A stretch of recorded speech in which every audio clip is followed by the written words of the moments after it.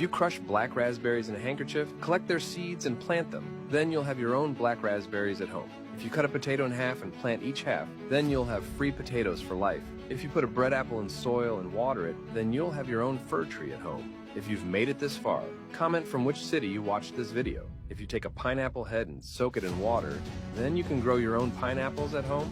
If you take a passion fruit seed, put it in soil and water it, then you'll have free passion fruit for life.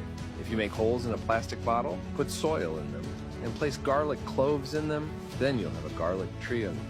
If you cut a peach in half, plant half of it in soil and water it, then you'll be able to grow peaches at home. If you take a mango pit, put it in water overnight, then you can plant its seed and have a mango tree at home. If you cut the stalk of a celery plant and leave it to soak in water, then you can grow it again and again. If you made it this far, comment on which city you saw this video from, and don't forget to share and subscribe for more secret recipes.